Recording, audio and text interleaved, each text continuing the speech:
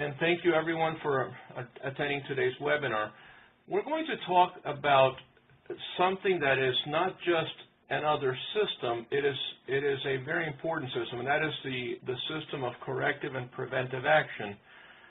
Now, when we're talking about this in the context of life sciences, we are not just talking about documenting certain nonconformances and filing them or having records of them. We need to keep in mind that the CAPA system is intended to be and should be the engine of continuous improvement. So for that reason, that engine needs to permeate throughout our quality management system and needs to be communicating in a very friendly way with our documentation system.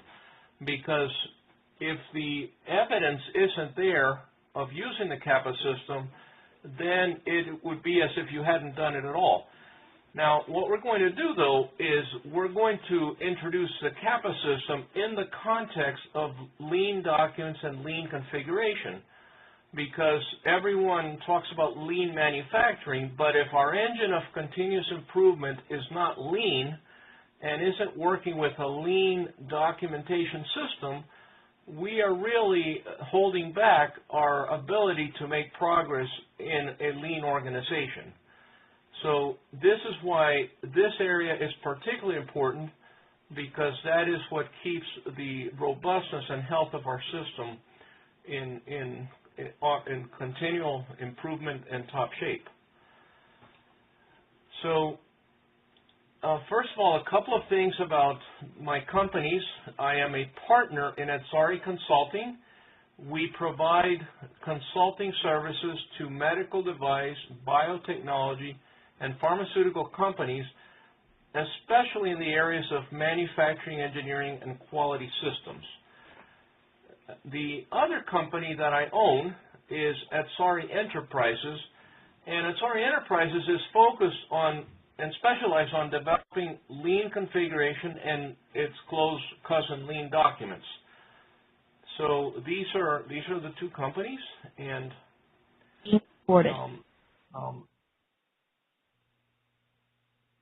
so we're going to provide here's an overview of where we're going to go over today.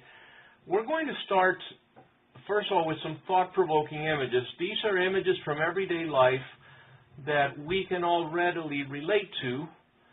And the reason this is important is it gets us into the right frame of mind as we go into a life sciences plant and understand the lessons from everyday life, and hopefully that we apply them inside that plant and that organization.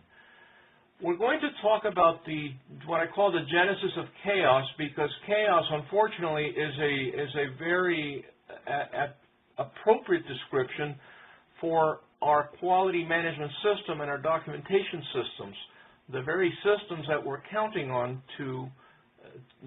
as a vehicle for our continual improvements. We're going to show an illustration called the web of cross-references and why this holds us back. And finally, arrive at the key principles of lean documents as well as its close cousin lean configuration. We're then going to present an alternative to that tangled web of cross-references. And finally, we're going to introduce the CAPA subsystem of 21 CFR Part 820, as well as in the context of ISO 13485. We're going to show how a close alignment of Six Sigma is desirable, the DMAIC approach desirable to CAPA, and then we're going to apply the principles of lean documents to documenting and tracking nonconformances, investigating nonconformances, and also instituting corrective and preventive actions. And then we'll show an example built to the above descriptions and finally arrive at a conclusion. So we're going to share some thought-provoking images from everyday life. And the first one I like to think of is we go into a restaurant to have dinner or breakfast, and the person that takes you to your seat hands you a menu. right? Now, that menu, you may not think of it as such, but it's actually a controlled document. And why is that? Well, the owner, if this is dinner time, the owner wants to make sure you're not getting the breakfast menu because they're not set up to do breakfast right now. They also don't want to show last year's prices. That's not really a good thing. And most importantly, they want to make sure that whatever you order is something that the kitchen is ready, willing, and able to prepare. Otherwise, it's wasting everybody's time. Now, the menu is what I call a two-element, single-function controlled document. So what is the single function? The single function is to allow you, the diner, to select the meal from the options so that you can communicate clearly to the kitchen what it is that you'd like to have served. That's the function. It's a single function. Now, it has two elements. One element is the description of the dish as an option. The second element is the price. Between the description of the dish and the price, you should have enough information to make your selection. Now, we could have other things on that menu, but I think we can agree that one thing that does not belong on that menu is a list of ingredients and measures and instructions on how to prepare the meal, right? You're not there to prepare the meal, and you probably should start to worry a little bit if somebody hands you a recipe on how to cook the meal. Makes you wonder if you showed up at a restaurant or at cooking lessons. So that should be fairly obvious. Okay, so let's look at another example. Sometimes documents do not look like documents. They have a purpose, they have a shape and a color, and in this case, stop signs are traffic signs that are intended to instantaneously and visually communicate a piece of information, and that is to stop. One thing we would not expect to find is a series of detailed instructions on a stop sign.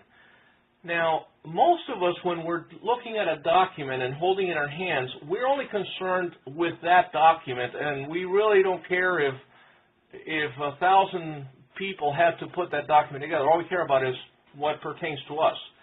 Now, that stop sign, if the first thing that might come to mind is, well, how does it affect me, the driver? Me, right? And, well, you're going to have people beeping behind you because you're stopping to read the instructions, and they want to get through, and of course, they have to read the instructions. So most of us would think of the impact that that document has at that location. But believe it or not, that's just the tip of the iceberg, because the document is a product of a process.